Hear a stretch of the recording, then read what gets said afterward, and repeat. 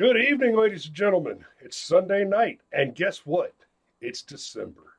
'Tis the season, baby, so tonight we're going to be talking about Jesus. More specifically, what we're going to be talking about is the incoherence of strict atheism. So buckle in and enjoy the ride. If it's your first time here, go ahead and smash that subscribe button and hit the bell notification. Guys, we are 3 subscribers away from hitting our first big bellwether landmark and getting our actual custom URL, which is a big deal for us. So, we're going to talk about Jesus, we're going to talk about Richard Dawkins, and we're going to talk about why Christianity is good for America. So buckle up.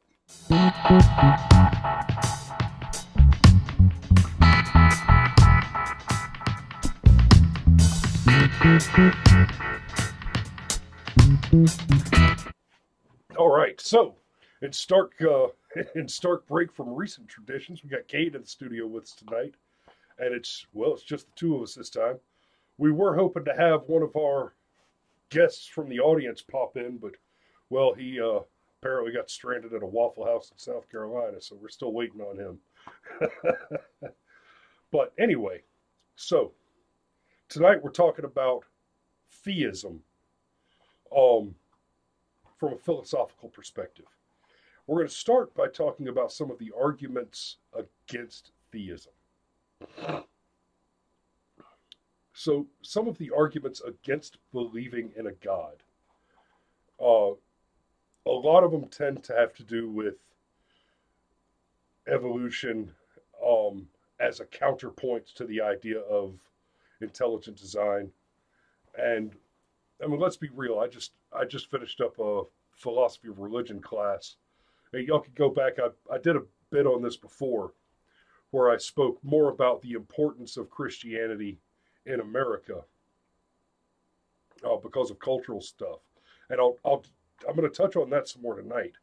And this is a topic that I'm developing aggressively. I want to do a video particularly on this topic. Let's see if I can. Yeah, I'm going to let my feet up. Hopefully I can do that without bumping the camera. Yeah. So, the arguments against Christianity. Like, I think it's Blue that argued that you should take atheism as the default position. And I agree with that. I actually agree with that. I think taking atheism as the default position for exploring one's philosophy of theism, of religion, of what one believes, taking atheism as the default position is akin to a presumption of innocence, right? So, in defense of atheists, I will say this. Because the atheist is making the negative claim, and you cannot prove a negative, then the burden of proof does belong to the one making a positive claim.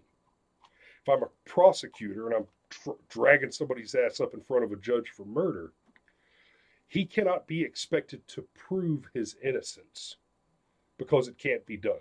The only way to prove that he's innocent is if he can prove that it is impossible for him to have committed the crime. That's why our standard of proof is beyond reasonable doubt. The onus of proof lies on the claimant of the positive claim. If you want to say something is true, then you own proving that. Now, as a quick aside, that is why I'm going to, we usually talk politics. I'm going to try to stay away from the political part of this for most of this show, but since I'm talking about proof and the burden of proof and true claims, just as an aside, that is why these lefties love to shout, "Oh, you're a racist, you're a bigot, you're a homophobe, blah, blah, blah, blah, blah." Most of them are not intelligent enough to understand what they're doing, but it's handed down to them from academics that do know what they're doing.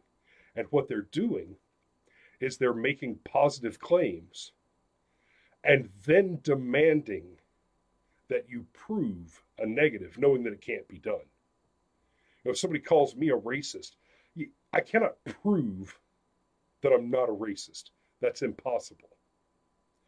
But if we're all paying attention, what we can do is we can demand that if you're going to call somebody a racist or whatever, you now own, because you have made the positive claim, you own the burden of proof. If you want to say that Donald Trump is a racist, fine, make that claim. Show me the evidence. Oh, well, he said all the Mexicans are rapists. Okay. I know the clip you're talking about. Let's watch it. Because he didn't say that. He absolutely 100% did not say that. But as long as these lefties, and this is a problem of modern atheists, as long as they're going to demand that one prove a negative, then the onus of the burden of proof has been misplaced. And it's been done strategically and for a very careful reason, because they know you can't disprove a negative, or you can't prove a negative claim. So, if we begin with the assumption that there is no God as our base for interrogating the concept of God, then we begin to explore what are our proofs. How do we prove that there's a God? Now, if you check out the description below, I included the first part of a soon-to-be peer-reviewed paper that I've just written, entitled "Turtle Stacking." Turtle stacking: the incoherence of atheism. It's called. I called it turtle stacking because one of my main premises is that atheism is incoherent precisely because it must rely on mechanisms of infinite regress in order to assume the absence of an ultimate power. So, I'm going to take one more little rabbit trail and then dig into the meat of this. And this rabbit trail is important for a little, so you've got a little perspective on where I am. And Kate, I'm going to ask you to get a little personal on this. I am not a Christian. I have not been for a very long time. I was raised in a Christian household, and essentially, what I have not rejected the idea of Jesus Christ. I could completely get behind the invisible sky daddy. I can completely get behind the idea that he was incarnate, made flesh, et homo factus est, and was made man. But what I do reject categorically, I reject three major premises of organized religion, especially organized monotheism, which includes primarily Christianity, Judaism, and Islam. I reject the idea that anyone can pay my debts for me, to include the forgiveness of sin, absolution. I reject that I can assume a debt without entering into a voluntary contract to do so, and so I must reject the concept of original sin. And I reject the idea that a man should be press-ganged into a contract involuntarily. And so I reject the premises, or I reject the doctrine and the practice of proselytization. Certainly, I proselytize. Absolutely. I'm a bit of a hypocrite that way. But I don't force. I do not cause by the I do not cause by the usurpation of a man's volition that he alter his course. Never. I'm a free will guy. I'm an absolute minarchist. The government that governs least governs best. So that's kind of where I am. I'm deeply spiritual. I study. My faith is incredibly important to me, but I'm not a classical monotheist for the reasons that I've just said. Now, Cade, so that we understand your perspective as we dig into this conversation, give me a little bite on yours. I know yours is also complicated. Is very complicated. I do believe in God, the Christian God, Yahweh, the God of Abraham, Jehovah, whatever you want to call him.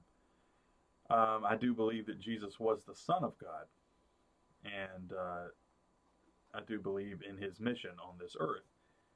What I don't buy is the Bible as a single unit of infallible fact. I think there is a lot of mythology involved in that. I'm not a creationist, as it's spelled out in Genesis. I don't buy the fact that 66 books, 66 separate books, well, not all of them are separate. I mean, you had letters from Paul that were all put in there together, and you had several books authored by the same person, but I don't buy that 66 books voted into a single volume by a council, by a Nicene council, makes them all the truth, because they were bound in one volume. And to those who accuse me and people who think similarly to me of cherry picking, I believe that Christians as a whole cherry pick from the Bible constantly. You have different sects of Christianity, countless really, probably as many as there are Hindu, actually, when you look deeply at it. And they all believe different things. A lot of them believe that the laws set down for the tribes of Israel is still applicable today. So no mixed fabrics, no pork, things of that nature. And that's one thing that we cherry pick, because Jesus did actually say, "I have not come to change the law, but to," what did he say? "To fulfill it." I can't remember, but anyway, I don't subscribe to. You're getting past my Bible study there. Yeah, it's been a while. I just don't subscribe to the Bible as a factual set of documents. Well, okay, so let me address that a little bit. The idea of a very strict literal reading of the text is a pretty recent phenomena.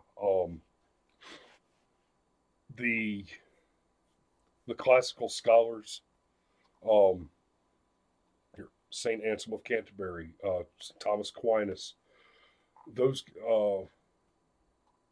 hell, even the Pope, even the papistry, do not take the Bible to be strict and literal. It is metaphor and allegory and myth. Now, the papacy has changed its stance many times. Yes, they've gone back and forth on it a few times. And the most recent, the several years ago, when they accepted the Big Bang as being truth. I mean, they as our friend Steve often says, anytime there has been a compromise, this is also something Neil deGrasse Tyson says, and this is a man that I do not appreciate how often he attacks religion. I understand that it's the main enemy of science in his mind, and I understand where he gets that from, and he's right in so many ways by his stance. But well, I don't know if I'd say he's right in so many. I mean, we're talking about Neil deGrasse Tyson. He's a habitual fabricator and plagiarist. The man's essentially an academic criminal. Oh, I don't know a heck of a lot about him. I just know that I watched that remake of Cosmos, and the way too much of that time was devoted to trying to destroy faith of any kind, rather than just bolstering science. But anyway, the thing that he said that I've heard Steve say before is, anytime anytime science and religion have come to an understanding and a compromise, it's actually only religion that compromises. Science never meets religion in the middle. Religion just comes over to science. And I would say that's probably mostly accurate, if not completely. No, like Democrats and Republicans. Explain. Compromise. Compromise in politics means that the liberty position bends the knee to the tyranny position. Every time. Obamacare.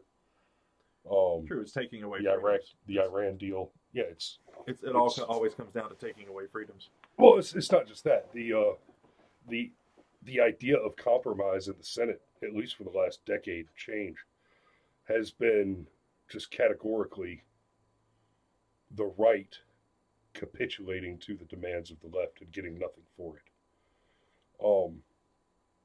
And part of that is a problem of what we want. What we want is nothing. We want a government which governs best by governing least.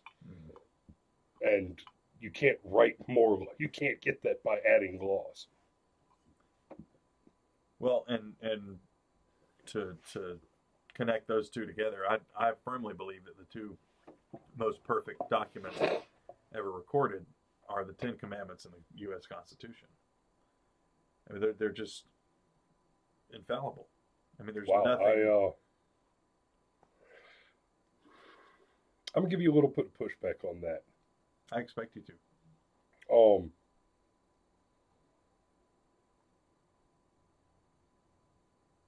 As much as I am a very strict constitutionalist, there are some subtle imperfections, most of which have to do with allowances made for political expedience. Now, are any of them in the Bill of Rights? Or are they all subsequent amendments? I would actually go so far as to say that the pursuit of life, liberty, and life, liberty, and the pursuit of happiness. That's the Declaration, though. No, that is the Constitution. Life, liberty, and the pursuit of happiness. The pursuit of happiness was originally supposed to be property, life, liberty, and property, and that was amended to the pursuit of happiness for fear that enshrining property rights in the Constitution would complicate the abolition of slavery. Now, that's only conceivable if you operate under the assumption that blacks are not people. Mm-hmm. And even that, you have to understand that in the context there, blacks were not the only slaves. There were white slaves at the time too. So the argument was that slaves would be seen as property only, and that enshrining property in the document would inhibit the abolition of slavery. I would argue that is not the case, because there were also white slaves. You could not maintain the argument based purely on ethnicity. It would have been relatively easy, assuming slavery wasn't about to be defeated by economic progress anyway, which is absolutely the case. It still would have been very difficult to argue against the humanity of slaves when the slaves were not uniformly a single ethnicity. Well, I mean, there were people who thought of the Irish that way, that just because they shared a pale skin tone, they were looked at as subhuman. Well, so there's that. And my problem with it,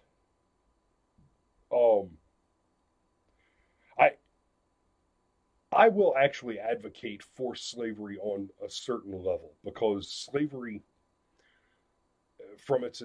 at its inception, was a moral advancement over the simple slaughter of conquered foe.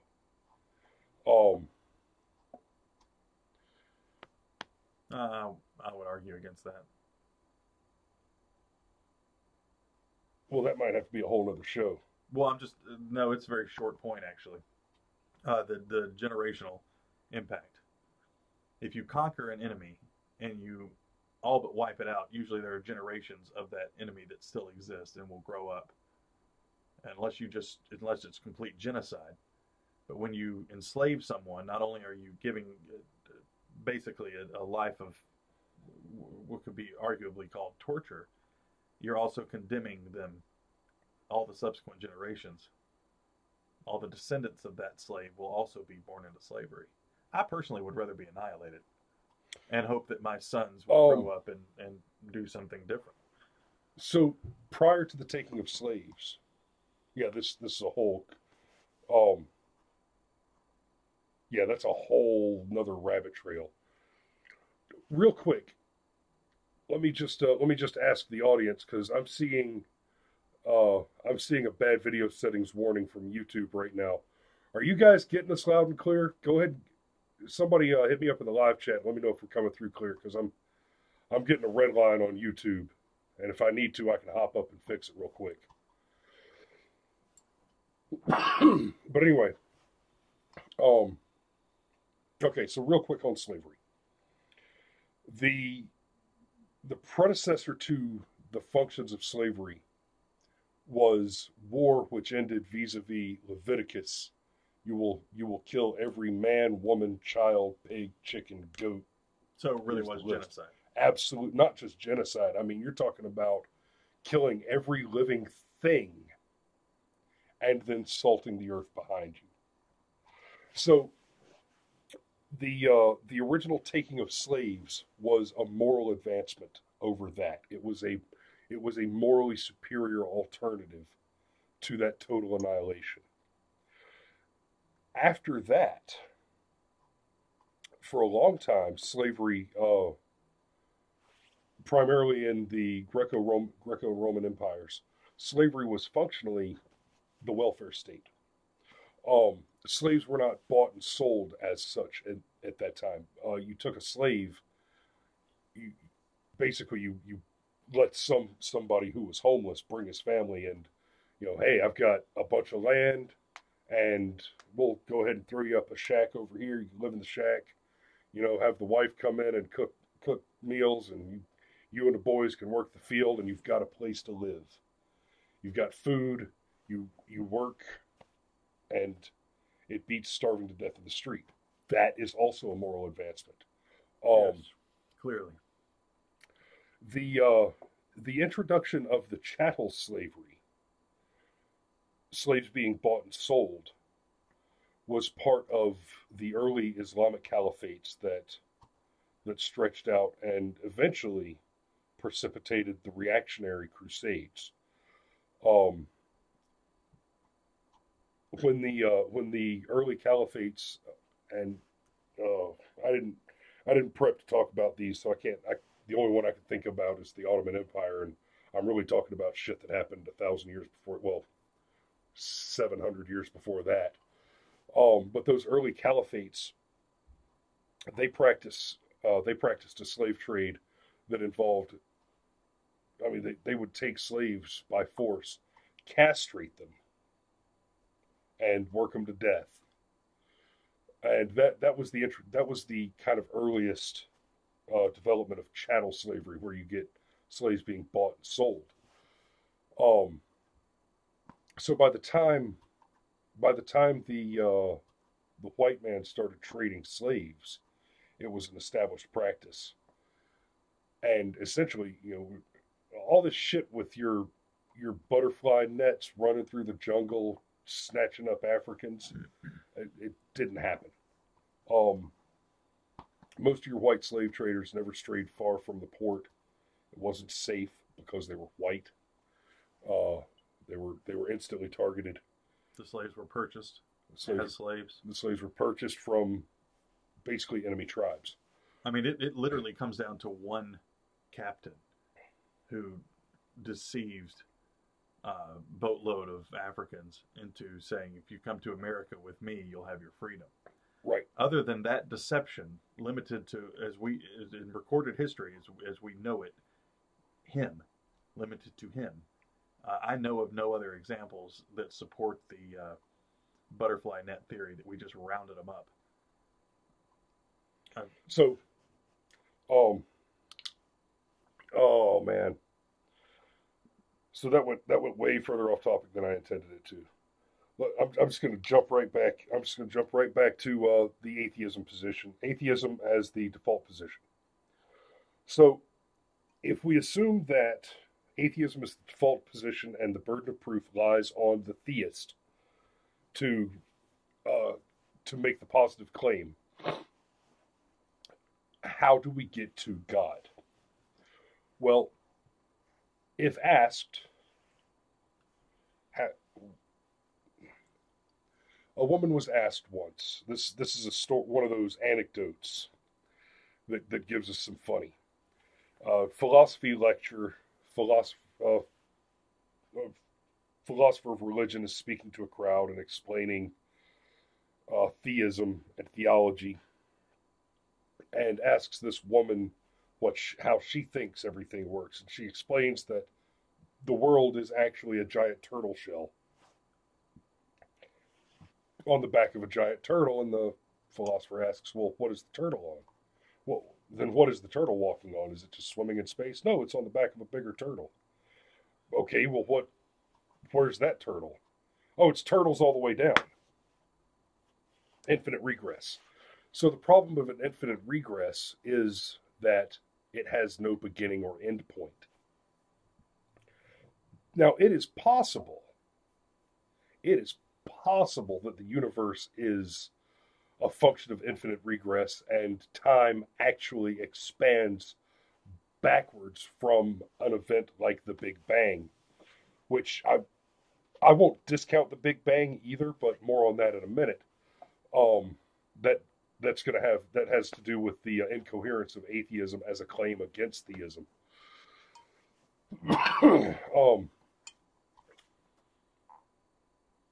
You can't have the turtles all the way down. The infinite regress is very difficult to justify philosophically, logically, coherently. So, if the infinite regress is difficult to achieve, then we get among Christian thinkers, Saint Anselm of Canterbury and his 5 ways is Thomas Aquinas and the 5 ways. I may have those two backwards, but anyway, 5 ways. 3 of the 5 ways are essentially the same argument, and let's be real. Aristotle popped it out in the Aristotelian metaphysics 500 years prior. The idea of a first mover. So everything, the argument goes kind of like this. Everything that is has a cause.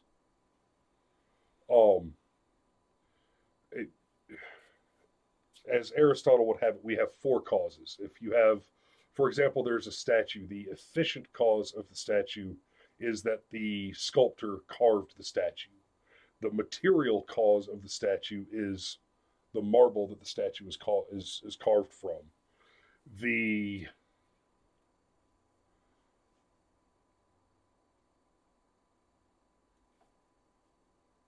Okay, I'm getting my causes. I'm forgetting all my causes. But anyway, everything has cause, right? Everything that moves is moved by something. Cade doesn't just tilt to the left randomly. It takes an elbow, right? Well, for that elbow to hit Cade, I had to swing that elbow. So in this short scenario, the mind that controls the body, that swings the elbow, that moves the Cade, is God. It's the first cause. Now, of course, this mind was born of 2 parents and years of education and experience, and those are the causes behind this mind. The Aristotelian metaphysic reaches back to an unmoved mover or an uncaused cause. The idea being that eventually, if you follow all the causes that cause all the things, you follow them back to their beginning, eventually there is an original thing, an original entity, which is itself unmoved. It is a mover of things, which is not moved by another thing. It is a causer of occurrences, which is not itself caused. It exists solely and entirely on its own. It must exist, and that it exists is unassailable logically, according to these arguments. I'm not saying it actually is unassailable logically. According to these arguments, it is unassailable logically. And guys, I mean, we're talking about Aristotle. There is a reason that when professional philosophers talk about philosophy and they say the philosopher, they mean Aristotle, period. If you hear somebody who is a professional academic, especially in philosophy, say the philosopher pointed out, the philosopher said, invariably they mean Aristotle. And guys, seriously, if you've never read anything by Aristotle, the Aristotelian metaphysic, the Nicomachean ethic, pick them up. Do yourself a favor. You'll be a better person for it. Even if you disagree, I dare you. But well, in fairness, I've rebutted some of Aristotle's claims myself, and it's, you know, 1,000 or so years later, it's perfectly doable. A couple thousand years later, it's perfectly doable. But I mean, just, you know, talk about a man ahead of his time. I would argue nobody was ever more ahead of their time than Aristotle, except for maybe Da Vinci. Maybe Da Vinci.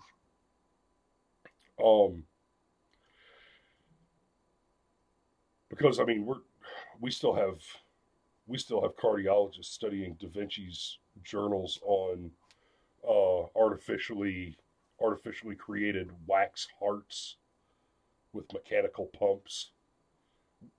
Cardiologists are still studying his journals on those investigations of the human heart because they don't understand everything that he figured out and detailed in those journals. That's going on right now.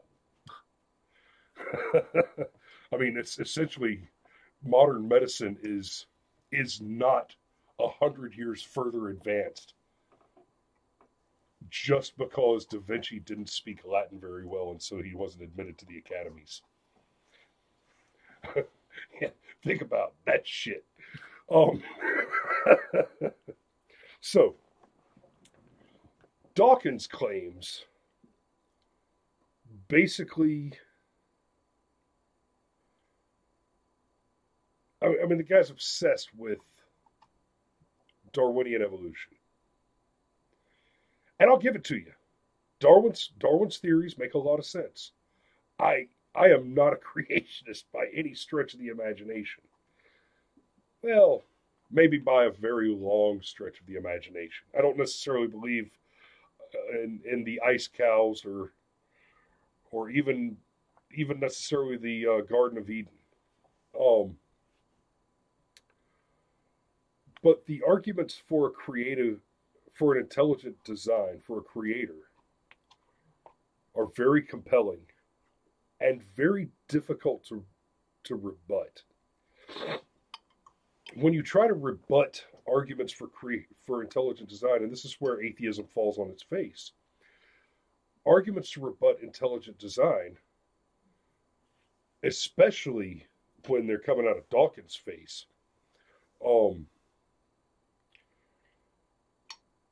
he argues that the having of faith is the willful act of believing without evidence. And this is a direct quote. Believing without evidence in the teeth of evidence. Believing something that is proved not true despite overwhelming evidence proving its falsehood, and without any evidence against the claim of its falsehood. That's what he claims. That if you have faith, that you are insisting that you are throwing out the evidence that exists, and then without evidence, insisting on the position which is contrary to the existing evidence. And that's how he defines faith. All right, Ricky. Missing link, gaps in evolutionary theory, the Big Bang. Get me there. Show me the evidence. That's the thing. There are gaps in the evidentiary chain for even the scientific theories. Take gravity, for example. Nobody knows what the fuck gravity is. Nobody knows what gravity is. Do you know what the word gravity means? What the word actually dissected means? Yeah, what the word actually No, means. I do not. Gravitas. Okay, the word gravity is Latin for heavy. For weight. It means heavy. When we talk about gravitas, we say that about something that's particularly deep. It has heaviness. And meaningful, yes. Yep. So it contains a lot of gravitas. Yep.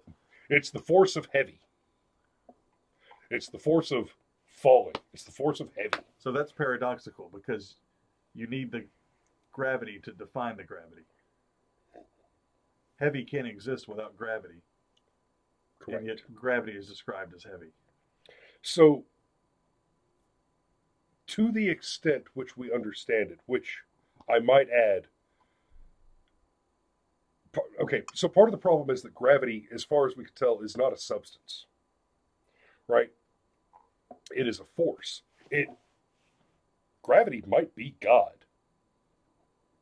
Gravity is a cause which is not itself caused. Two large objects, planets, for example, are drawn to one another by this invisible force, gravity. You can't point to it. You can't prove it. You can only observe it by observing its effects on the universe around it. Many planets which have been charted are only observed. We know nothing about them except for what we theorize their size to be and their position relative to a star based on the way that star moves relative to what we assume must be the other gravity generating bodies within gravitationally effective proximity to that solar body. So the force of gravity, like God, can only be observed by men by observing the effects that it has on the world around it. So, Tricky Dicky, get me there. You cannot argue that there is a thing called gravity without taking the leap of faith, because gravity itself is not, you can't weigh that fish. The same thing is true of the Big Bang. That theory takes some visual data, the noise cloud at the end of the tunnel. If you get your eyeball on a telescope that shoots out far enough, there's a point where if you're looking far enough, okay, the further away you look with a telescope, you start to look back in time because of the speed at which light travels. There is a point way out there where it just suddenly becomes light noise. There's just a big ding. And it's all these speckles, and usually it's not even something that you can see with the eye. It's something that's processed with spectrographs. And there's a point where there's just a shitload of noise from all the light that has slowly worked its way this direction. And that expansion is what the theory of the Big Bang is based on. But get me there. Where's the evidence? How do you get me to that point? And so my argument against atheism is that atheism cannot generate scientifically based arguments without taking leaps of faith. Now, I'm not going to jump in on a total God of the gaps type of deal. I'm not going to argue that if there's a break in the evolutionary chain of, oh, we've got snails and we've got monkeys. Well, what happened between snails and monkeys? God stuck his finger and said, this snail will be a monkey, and that monkey will be a man. No. It's much more likely that science just hasn't found the chain to connect it there. But without that evidence to make the connection, you're taking the leap on faith. If faith must be part of your calculus in order to engage in science, then how can you claim that faith, in the case of theism, in the case of religious belief, is not coherent? Dr. Rowe made a distinction between hostile atheists and friendly atheists. I almost said passive atheists. Hostile atheists and friendly atheists.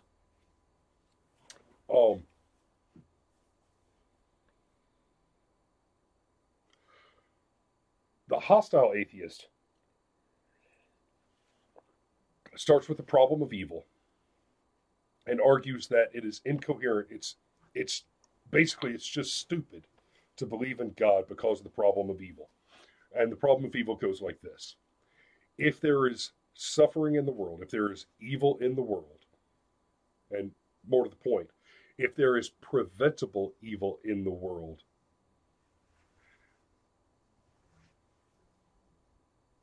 then there can be no God.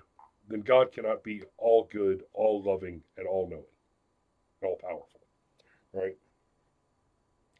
You can't have the trifecta God, all knowing, all loving, and all powerful, and excuse a world that includes suffering, preventable suffering. So the hostile atheist says, if there is suffering in the world, there can be no trifecta God. There is suffering in the world. Therefore, there is no God. Rowe comes back, Rowe, who is an atheist, but a friendly atheist, and he makes the distinction. This is what a friendly atheist is. He says, if there is preventable suffering in the world, then there cannot be a trifecta God. And then he flips the last premise with the conclusion, and he says, there is a God, therefore, there is no preventable suffering in the world. And he makes the point. While the hostile atheist argues you cannot prove that there is a God, Rowe says, well, you cannot prove that any suffering was preventable. You cannot prove that any evil that befalls any person, having been prevented, would not have resulted in a greater evil. So, a little definition of terms: preventable evil.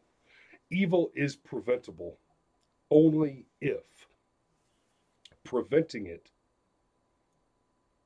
does not cause greater harm.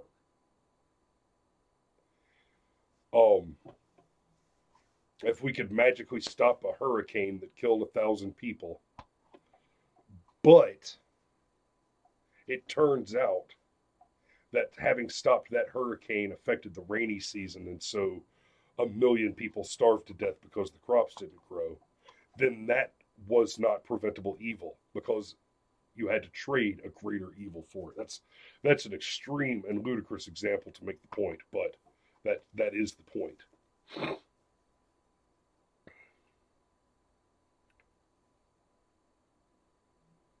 Yeah. Oh, you got to pause. You're on a roll. I wasn't going to stop you. I know better than that. I'm just sitting back. Well, okay. I'm a fat boy. I roll. Que dolio.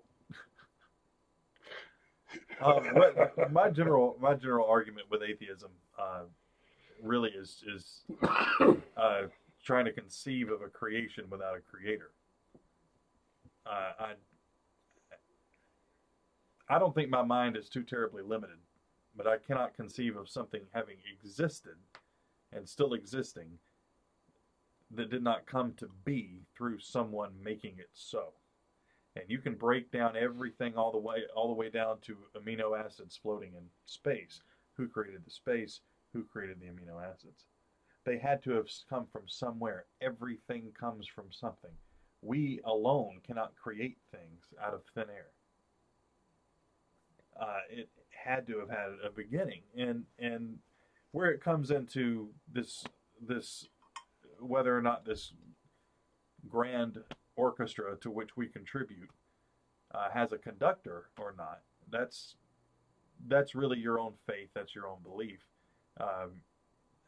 what I mean is the deist basically versus the regular theist, that God exists, still has his hands in the mixing bowl. But what I want to know is where do the concepts of beauty come from? Where do the concepts of ugly come from? Good and evil, things like that. One of my examples that I like to use, which apparently I found out in Cosmos, the eye is an example that's readily used by theists. Yes. And I'm not going to argue that. I'm not going to argue because the eye is very well something that could have evolved. I don't quite understand the way that evolution is supposed to have gotten to that point. Real quick on the eye. It's not just theists, but specifically intelligent design theorists. And what we're talking about here are basically scientists who are also Christians, who argue from scientific bases for an intelligent designer. And I mean, let's be real. A lot of the intelligent design theorists they argue the argument that proves too much. They argue too far and defeat themselves by over arguing points. But they do make an incredibly compelling case with the eye in particular. The complexity of the eye to have developed without some kind of divine intervention or some kind of previously intended gnomic regularity in the functional development of the species is ludicrously improbable. And to whatever extent a thing is improbable, the possibility of its occurrence eventually reaches a sum total of zero, in which case there is no I. Ergo, watchmaker.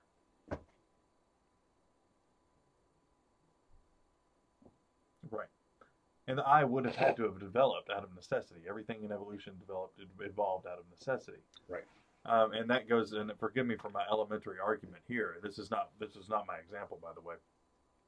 But I've posited this before. So if every adult who is conceived children already goes and jumps off a cliff and flaps their arms, those children grow up.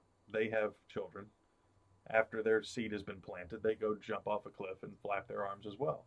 How long does it take before we start to grow wings, before our bones hollow out and we develop feathers? And I mean, that would eventually have to happen, right? I mean, it's got to be some sort of necessity that breeds out of these idiots jumping off of cliffs that, in order to save the species, are just going to have to develop wings at some point.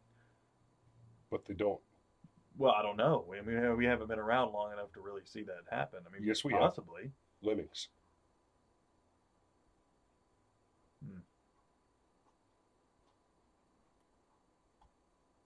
Okay, well, let me do my thing.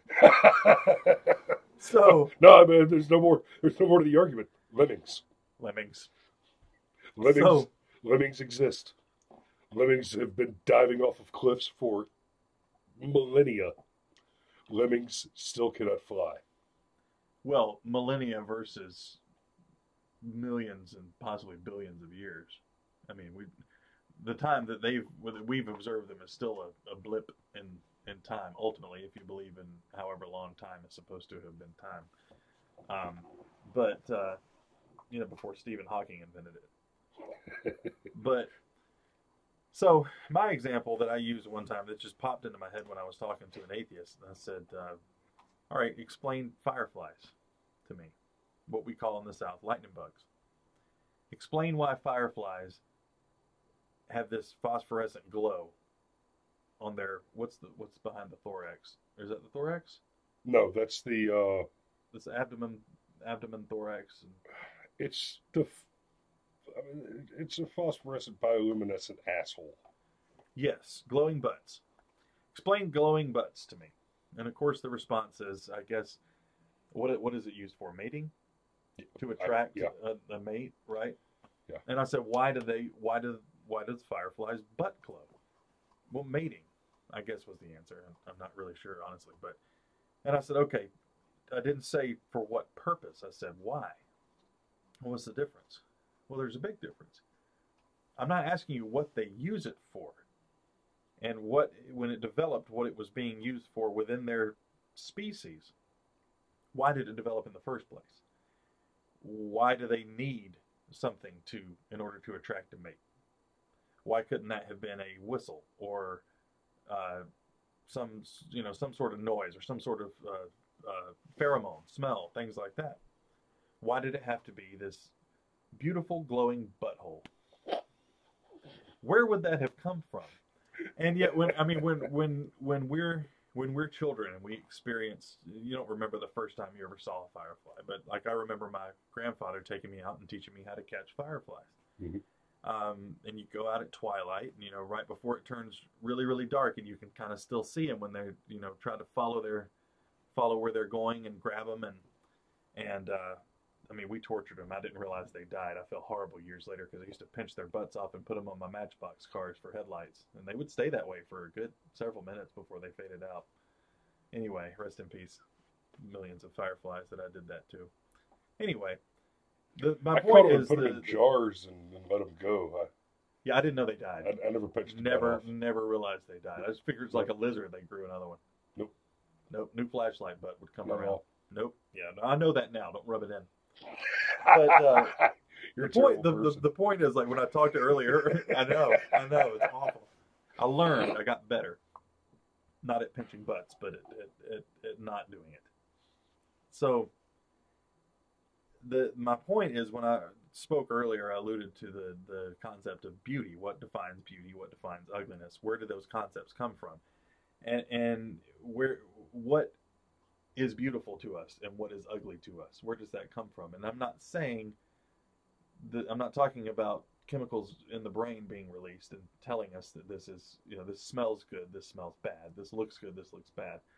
That's the cause. That's rather the effect. So what I mean is, why? Why do these creatures exist that float around like little fairies and they light up? And it's beautiful. It's gorgeous. It marks the coming of spring. It marks the twilight when the sun goes down in the heat of summer and it finally begins to cool down. It's a beautiful thing that we recognize as being beautiful. So that is what is the purpose of that? What is if it was not gifted to us by a creator for our own amusement, enjoyment, entertainment, or whatever else, how else did it come into being? So I'm not willing to make the leap from I don't understand this to God. I'm not willing to make the leap from I lack the necessary data for a frame of reference. I don't know why the firefly's butt glows. Why does a fish? Well, I'm not even linking it directly to Yahweh or to. Oh no! I think we've pretty clearly strayed off of and intentionally strayed off of the dogmatically Christian God. I'm more interested. I'm more interested personally in proofs of an ultimate originator, a progenitor, and I mean, it doesn't even have to be an intelligent thing. The unmoved mover does, or the uncaused cause, in no way needs to be intelligent in the way that we understand intelligence. It could be a completely different thing which doesn't resemble intelligence in the way we understand it at all. I mean, God, the way we understand intelligence has to do with being able to understand data as it's presented and process it and make that information useful. I mean, imagine a mind so fast that it contains all of the data, all of it. That mind doesn't understand anything. Understanding is so far beneath it that it doesn't bother with the concept. The concept of understanding is a quirky little knickknack on the shelf of its infinite knowledge.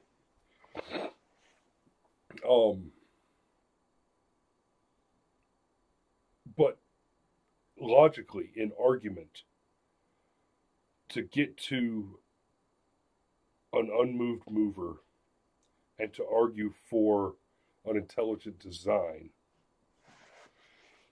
you got to at least be able to do that before you jump to the trifecta Abrahamic Judeo-Christian God.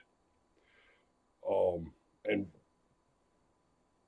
I guess I'm gonna wrap it there, because we're down to 2 minutes to the hour, so I don't want to start in on the importance of Christianity to America generally, because that's easily another 1 hour show, and I would like to do that as a standalone video instead of one of our usual live shows. But for next week, huh? If every creation has a creator, who created God? No, that's the point. That's the point. The unmoved mover, the uncaused cause. Yeah, it has to exist at some point. Yeah, at some point there has to be a thing that was not created. Exactly. There has to be an uncaused cause. And that hurts my brains, children. So I'll let him wrap it up before I have a mini stroke. And that's why the paper I wrote on this is entitled "Turtle Stacking." It can't be turtles all the way up. No. Atheism is the argument of turtle stacking. They don't even care whether or not they care. We don't even care whether or not we care. And it really is a never-ending story. And a never-beginning story. So, guys, thanks for being here tonight. Make sure you hit the subscribe button. If you're not already following us on Twitter, do that. Go ahead and hop over to Twitter at Brushfire Mind and follow us there. I hit the go button on my little dock here that sends a tweet out 10 minutes before we go live. So whenever I do an impromptu, like a bluff or something like that in the middle of the week, I'll hit that button and give a 10-minute warning in case you want to watch a bluff live in the middle of the week. But until then, thanks for watching. Thanks for commenting. I'm getting some more time freeing up now as Obamacare season is wrapping up, and I'm getting all those customers taken care of and knocked down. About to free up some more time. I don't do shitter. Okay, Sharon, that's all right, sweetheart. Oh, I was about to say, I do shitter every day at least once. I try to. But see, and that's the fucking peanut gallery can derail me. I'm sorry. So hit the subscribe button. Find us on Facebook and Twitter. We love you. Keep coming back. Merry Christmas. I'm going to say it to you at least 3 more times this year. We may we may miss 2 Sundays at the end of the month. We'll see what happens. I'm going on vacation. We'll see. I'll try to do it from the frozen north while I'm up there, or I'll have Cameron or somebody sit in. Anyway, until next week, remember, if you build a man a fire, you'll keep him warm for the evening. But if you set a man on fire, he'll be warm for the rest of his life. Good night.